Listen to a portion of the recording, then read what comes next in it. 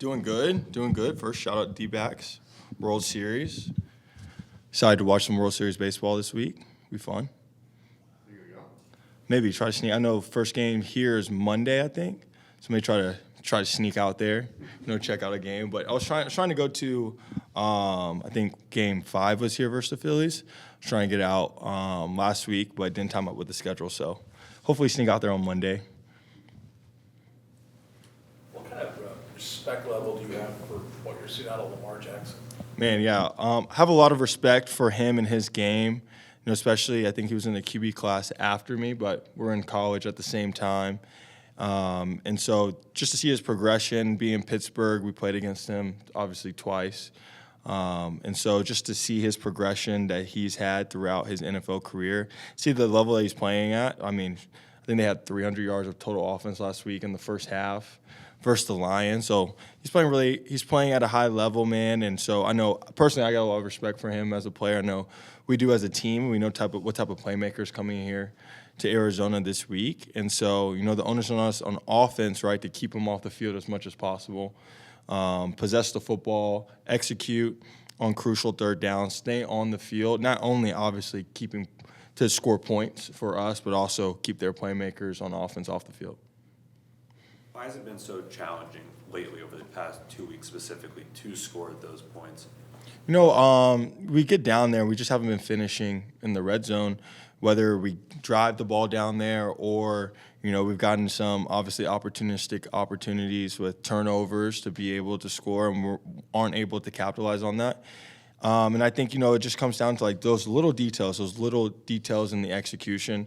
We look back at the game, at those plays, and there's one play either throughout the drive or one false footwork or one off-ball location or just one little detail that ends up either putting us behind the sticks or causing us not to execute and either settling for field goals or not being able to score touchdowns when we get down there. So this week, man, we're focused on those details, uncovering all stones, locking on the game plan. Because, we identified, like, the last 2 weeks when we've gone down there, like, those opportunities have been the differences in the game. And so this week, with another really good opponent coming to town, it's, you have to take advantage of those opportunities when you get them. Drew said yesterday that it's encouraging once you're able to get down there because you're able to drive down the field, but it's frustrating when you're not able to turn it into points. Which is it more for you? Do you think is it more frustrating for you or more encouraging? It's a double-edged sword, right? Like, to his point, it's not like we can't move the football. We've shown we move the ball against the top defenses in the league. Like, we've really faced the onslaught of defenses thus far throughout the season. But then to his point as well, it is frustrating because you've done the hard work of going down the field, going the 60 yards, being inside the red zone, and then not being able to punch it in and taking advantage of either your hard work or the defense's hard work or the special teams' hard work, right? So it's both, man. It's both. It's you're not beating your head against the wall because you can do it, right? But then it's, okay, why aren't we finishing? And so, as I said, man, it's those details, it's that focus, and just sustained focus, It's easy to be focused, plays 1, 2, the first third down of a drive, the second third down of a drive. But when you get in the red zone, man, like the field gets smaller, your mistakes get more accentuated, and so you have to lock in on those. What's your trust level in Trey McBride now that Zach's on IR? Man, I got a lot of trust in Trey. I'm excited to see him step up into that position. I wish Zach a speedy recovery. But Trey, man, like as I think I said last week or the week before, it seems like every time you get the ball in his hands, it's a 10-yard run, it's an explosive pass. We saw the screen. He jumps over the safety who's standing flat-footed in the middle of the field. So he's elusive with the ball in his hand.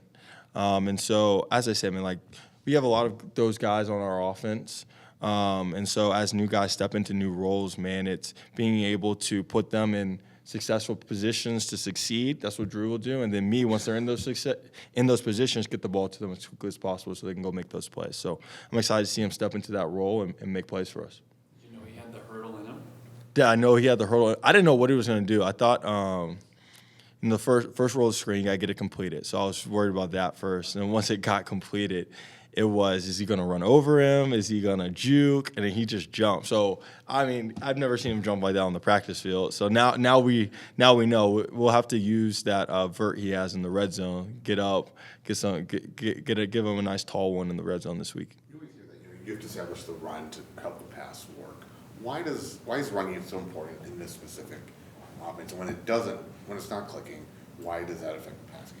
Yeah, this offense, the run game sets up a lot of stuff that you do in the pass game, right? Like, if you just watch our offense, a lot of stuff that we do is out of similar looks, right? Like we're trying to make everything look the same, and that keeps the defenses on their heels.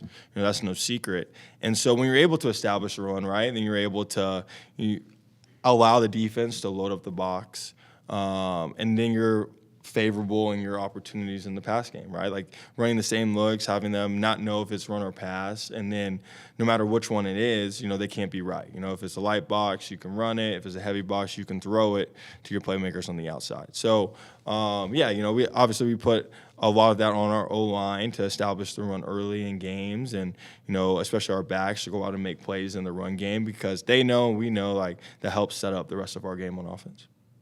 Kind of a drastic change as far as how defense is approaching you guys or setting up the last 3 weeks since you guys had kind of that solid run there for a couple weeks before that? I wouldn't say a huge difference.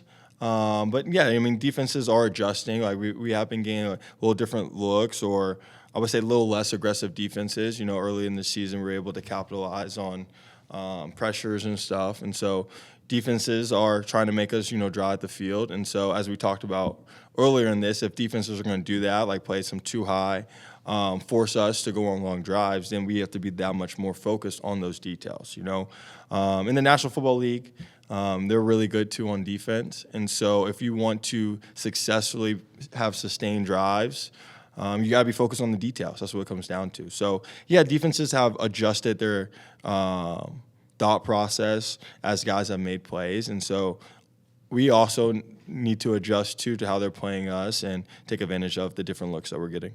What's it like for you being at a point now in your career where you're putting so much on tape that teams can game plan specifically for you? No, it doesn't change, it doesn't change like how I prepare for the games, right? Like I know obviously you putting tape out, teams are learning how you play and going to create those game plans, but they're also going to create game plans for their personnel that fit their scheme. And so that's just the nature of football, So obviously, the first thing that we all do is watch our own film, see how we can get better week to week, see whether it's the holes in the game, in your own personal game, or what you're doing really well that you want to continue doing well. And see how your game is evolving throughout the season, and then from there diving into the next game plan of how you're going to attack the team. So, it's awesome to be in the position where you're putting a lot of tape out there for teams to, formulate ways to defend you, and the onus is on me to continue to evolve my game. So, no matter what the defense throws at me and the team, we're able to quickly evolve and adapt and be in the right play and go out and execute and continue playing at a high level.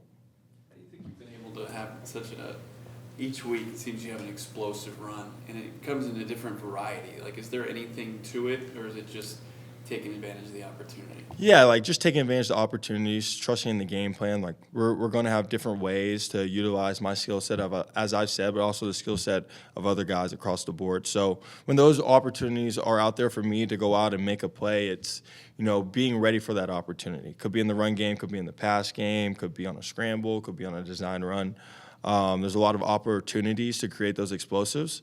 And so for me, it's being ready to take advantage of those opportune looks when they present themselves.